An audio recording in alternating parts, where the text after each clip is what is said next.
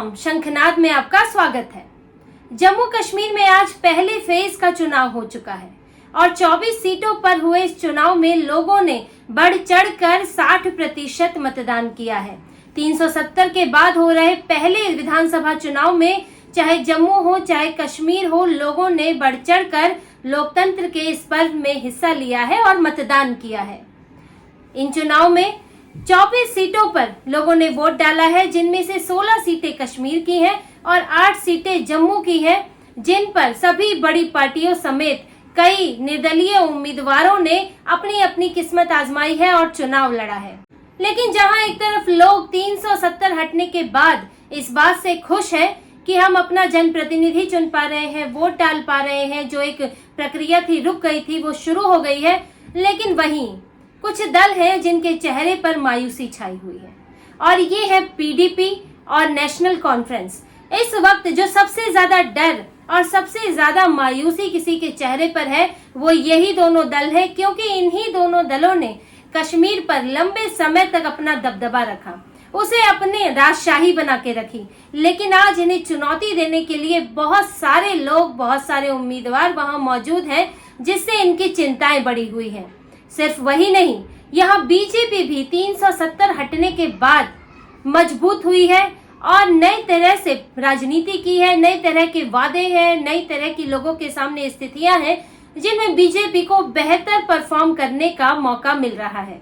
और यही वजह है कि ये जो दो पुराने दल हैं जो यहाँ पर कब्जा जमाए बैठे थे, जागीर समझकर बैठे थे, आज चिंता में है, क्योंकि आज ये सिर्फ दो पार्टियां नहीं हैं। जो कहा जाता था कि कश्मीर में तो सिर्फ या तो नेशनल कॉन्फ्रेंस होगी या पीडीपी होगी या अब्दुल्ला परिवार आएगा या फिर मुफ्ती परिवार आएगा, लेकिन अब ऐसा नहीं है। अब इन सीटों पर दूसरे दावेदार भी हो गए हैं, जिससे इनकी चिंता बढ़ी है। जबकि पीडीपी एक ऐसी पार्टी है जो यहाँ से इन 24 सीटों में से सबसे ज्यादा सीटें जीत कर आई है, 11 सीटें पिछले विधानसभा चुनाव में, और उसके बाद एनसी को भी, नेशनल कॉन्फ्रेंस को भी यहाँ से सीटें मिली है। लेकिन इस बार इनको भरोसा नहीं है कि ये सिर्फ इतनी सीटें जीत सकते हैं। आप यहाँ पर अब क्या स्थितियां बनेंगी इन 24 सीटों पर, इन दोनों दलों में क्या डर है, बीजेपी के लिए क्या स्थितियां हैं, इस सब पर यहाँ हम आगे बात करेंगे। लेकिन पहले आप ये देखिए कि किन सीटों पर आज वोटिंग हुई है और इससे पहले जब चुनाव हुए हैं तो किस दल ने कैसा परफॉर्मेंस किया है। पहले फेज की 24 सीटों को अगर देखें, जम्मू संभाग की जिलेवार सीटें, तो किश्तवाड़ में 3 सीटें हैं, डोडा में 3 सीटें हैं और रामबन में 2 सीटें हैं। कश्मीर संभाग में जिलेवार सीटें, अनंतनाग में 7 सीटें हैं, कुलगाम में 3 सीटें हैं, पुलवामा में 4 सीटें हैं और शोपियां में 2 सीटें हैं। तो इस तरह से इन इलाकों में आज वोटिंग पड़ी है, लोगों ने 60% मतदान दिया है और जम्मू में एक अलग तरह की लड़ाई है और कश्मीर के इलाकों में एक अलग तरह की लड़ाई है और अलग मुद्दे हैं दोनों के, और यहाँ पर अलग अलग तरह के उम्मीदवारों का दबदबा है। और पिछले अगर परफॉर्मेंस की बात करें तो उसमें जहां विधानसभा में पीडीपी ने बाजी मारी है, वहां पर लोकसभा में एक बिखरा हुआ नतीजा देखने को मिला है। 2014 के विधानसभा चुनाव में नेशनल कॉन्फ्रेंस को 1 सीट मिली थी, कांग्रेस को 4, पीडीपी को 11, बीजेपी को 4, अन्य को 1। 2019 के लोकसभा चुनाव में नेशनल कॉन्फ्रेंस को 6 सीट मिली थी, कांग्रेस को 9, पीडीपी को 4, बीजेपी को 2, अन्य को 0। 2024 के लोकसभा चुनाव में नेशनल कॉन्फ्रेंस को 11 सीट मिली थी, कांग्रेस को 4, पीडीपी को 5, बीजेपी को 3, अन्य को 1। इन 24 सीटों पर अधिकतर पीडीपी और नेशनल कॉन्फ्रेंस का परफॉर्मेंस अच्छा रहा है। बीजेपी को भी सीटें मिलती है, जम्मू के इलाके में मिलती है, 4 सीटें मिली है, लेकिन नेशनल कॉन्फ्रेंस और पीडीपी कश्मीर के इलाके में सीटें जीतती रही है और ये जो सीटें हैं वो अधिकतर दक्षिण कश्मीर के इलाके में पड़ती है, जो पीडीपी का इलाका माना जाता है, उसका वहां पर ज्यादा दबदबा रहा है, सीटें जीतती रही है। लेकिन इस बार इन दोनों दलों की ही, इनकी ही स्थिति खराब है, यही दोनों सबसे ज्यादा डरे हुए हैं और उसकी वजह है इन सीटों पर उतरे हुए निर्दलीय उम्मीदवार। ये जो 24 सीटें हैं, इन पर इस बार 219 निर्दलीय उम्मीदवार चुनाव लड़ रहे हैं। आप ये समझिए कि 4 बड़ी पार्टियां हैं, जिनमें से 2 तो गठबंधन में ही है, एक बीजेपी मैदान में है, पीडीपी मैदान में है और नेशनल कॉन्फ्रेंस और कांग्रेस का तो गठबंधन ही है। तो एक तरह से ये जो 3 तरफा चुनाव है जो इनके बीच में है। लेकिन अब इनके अलावा इनके तो एक उम्मीदवार होंगे, बाकी सारे उम्मीदवार 24 सीटों पर आप देख सकते हैं निर्दलीय हैं। 219 में से। अब इनके लिए ये चुनाव इसीलिए इतना कठिन हो गया है कि आप बीजेपी का मुकाबला कर सकते हो, एक अलग नैरेटिव से कर सकते हो कि बीजेपी एक अलग वादों के साथ वहां पहुंचती है, लेकिन नेशनल कॉन्फ्रेंस और पीडीपी अलग तरह की बातें करती है। तो इसलिए ये दोनों पार्टियां पहले तो बीजेपी का विरोध करते हुए कुछ गठबंधन कर लेती थी कांग्रेस के साथ और आपस में वहां लड़कर सीटें हासिल कर लेती थी, लेकिन इस बार ऐसा होना संभव नहीं है, क्योंकि इस बार जो कश्मीर में लड़ाई है इन 219 उम्मीदवारों के बीच में, वो लड़ाई है भारत विरोधी दिखने की, पाकिस्तान परस्त दिखने की।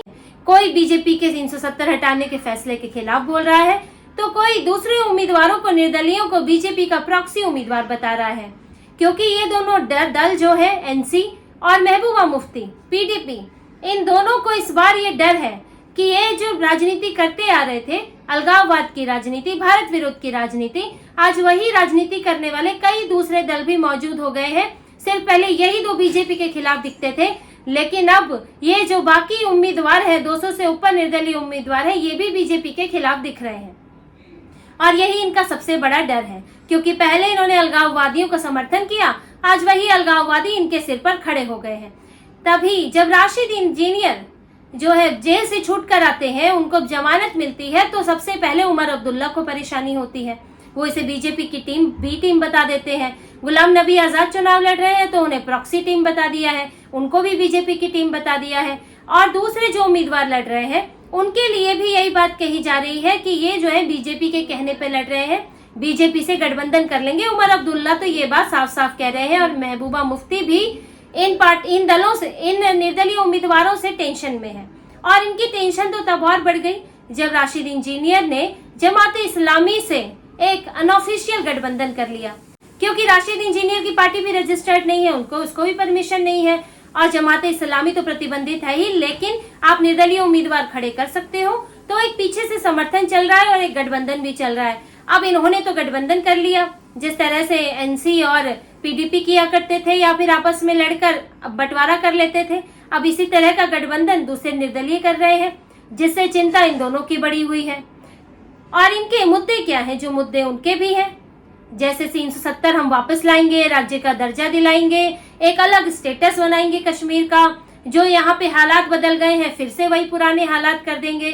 तो कौन सबसे ज्यादा भारत विरोधी है, कौन सबसे ज्यादा पाकिस्तान परस्त है, कौन कश्मीर के अलग होने की बात करता है, उसको यहाँ पर उसका ये कंपटीशन जीतने का मौका है। उसी बात की होड़ लगी है कि कौन सबसे इन चीजों में, भारत विरोध में कौन आगे निकलता है। जबकि बीजेपी की राजनीति अलग तरह की है। बीजेपी ने ज्यादातर जम्मू पर फोकस भी किया है। बीजेपी ने इन 24 में से 16 सीटों पर उम्मीदवार उतारे हैं, 8 जम्मू से हैं और 8 कश्मीर के इलाके से हैं। और जम्मू में जैसे डोडा है, रामबन है, किश्तवाड़ है, इन सीटों पर बीजेपी का परफॉर्मेंस ठीक रहा है। अभी डोडा में पीएम मोदी ने रैली भी की थी, तो बीजेपी ज्यादातर फोकस जम्मू में रख रही है। और जम्मू की 8 सीटों में जो बीजेपी ने उम्मीदवार उतारे हैं 8 के 8, तो उसकी कोशिश होगी कि यहाँ से ज्यादा सीटें जीत सके। और कश्मीर के इलाके में भी बीजेपी 19 में से कम 8 सीटें जीतने की कोशिश कर रही है। 8 उम्मीदवार तो इस बार ही उतारती हैं 8 सीटों पर, क्योंकि बीजेपी का सोचना ये है कि करीब 35 से 40 के बीच सीटें जम्मू से आ जाए और 5-7 सीटें अगर कश्मीर के इलाके से आ जाए तो बीजेपी बहुमत के करीब पहुंच सकती है। अगर कुछ कमी भी पड़ी तो निर्दलीय उम्मीदवारों का साथ ले सकती है, जैसे कि सज्जाद लोन है जो पहले भी साथ दे चुके हैं। लेकिन जो बाकी निर्दलीय उम्मीदवार है वो भी बीजेपी के खिलाफ बोलकर ही चुनाव लड़ रहे हैं। उनसे गठबंधन की बात तो अभी है ही नहीं, जैसे कि नेशनल कॉन्फ्रेंस और पीडीपी कह रहे हैं। ये लोग भी बीजेपी पर सवाल उठा रहे हैं, 370 के लिए बीजेपी के खिलाफ बोल रहे हैं। राशिद इंजीनियर जब जेल से निकले उन्होंने भी यही बात कही कि बीजेपी ने जो वहां बदलाव किया है वो उसे बदलना चाहते हैं, वो 370 की वापसी चाहते हैं। तो यानी कि वो भी बीजेपी के खिलाफ लड़ रहे हैं। और पीडीपी और एनसी इसीलिए चिंता में है कि अब इतने सारे उम्मीदवार एक जैसे हैं तो उनके लिए जगह कहाँ बचेगी। और कश्मीर के लोग भी ये बात दिखा चुके हैं कि अब वो नेशनल कॉन्फ्रेंस और पीडीपी से तंग आ चुके हैं, क्योंकि जो अभी लोकसभा चुनाव हुआ उसमें उमर अब्दुल्ला को हरा दिया राशिद इंजीनियर ने। उमर अब्दुल्ला जो जीतते रहे हैं, बारामूला सीट से लड़े थे और उनकी जीत लगभग वो तो पक्की मान रहे थे, लेकिन राशिद इंजीनियर ने उनको जेल में बैठे वहां से हरा दिया। और अब राशिद इंजीनियर के जो भाई है वो चुनाव में उतरे हुए। राशिद इंजीनियर तो अब सांसद है, अभी बेल पर है, फिर जेल में चले जाएंगे। लेकिन अब उमर अब्दुल्ला का डर यह है कि जब मैं हार सकता हूं तो फिर मेरे दूसरे उम्मीदवार क्यों नहीं हार सकते। उमर अब्दुल्ला तो अभी खुद 2 सीटों से चुनाव लड़ रहे हैं कि उनको तो भरोसा ही नहीं है कि वो 1 सीट से विधानसभा तक जीतने का भरोसा नहीं है उमर अब्दुल्ला को। महबूबा मुफ्ती तो चुनाव से ही भाग गई, उनकी बेटी जो है वो बिजबिहारा से चुनाव लड़ रही है और इस फेज में उस पर वोटिंग हुई है, तो उनकी चिंता तो अपनी बेटी के लिए भी है, हालांकि ये उनकी पुश्तैनी सीट रही है। तो यहाँ उम्मीदवारों ने, निर्दलीय उम्मीदवारों ने जो है पूरा समीकरण, पूरा खेल बदल दिया है। और अब ये जो भारत विरोधी, अलगाववादी ये जो ताकतें हैं, ये आपस में लड़ भिड़ रही हैं।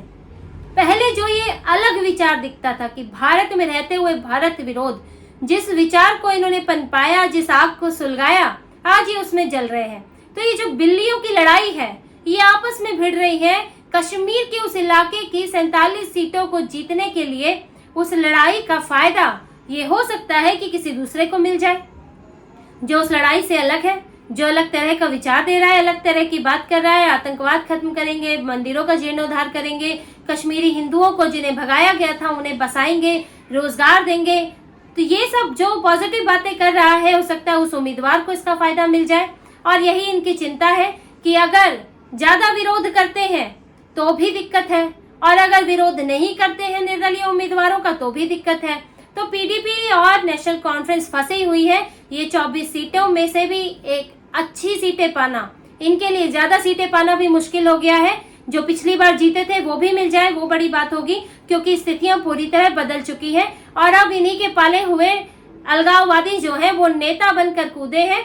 और भारत के लिए तो अच्छी बात है, लोकतंत्र है। अलगाववादी अगर लोकतंत्र का हिस्सा बनेगा तो उसे अलगाववाद को छोड़ना पड़ेगा और उसे राजनीति का हिस्सा बनना पड़ेगा, भारत के अनुसार चलना पड़ेगा। लेकिन ये लोग ये बात कभी नहीं चाहते थे। एनसी और पीडीपी ये चाहते थे हम चुनाव लड़े, हम मजा उठाएं, सत्ता का सुख भोगे और दूसरे पत्थरबाजी करें और अलगाववाद के नाम पर लोगों को भड़काएं। लेकिन अभी 370 हटने के बाद पूरी परिस्थितियों में बदलाव हुआ है, जिसका सबसे बड़ा नुकसान अगर देखने को मिलता है तो यही है अब्दुल्ला और मुफ्ती परिवार, जिनके लिए अभी अपनी सीटें बचाना भी मुश्किल हो गया है। तो इसी तरह की और खबरें और विश्लेषण आपके लिए लाते रहेंगे। हमसे जुड़े रहिए, सब्सक्राइब कीजिए, कमेंट कीजिए। बहुत बहुत धन्यवाद। जय श्री राम।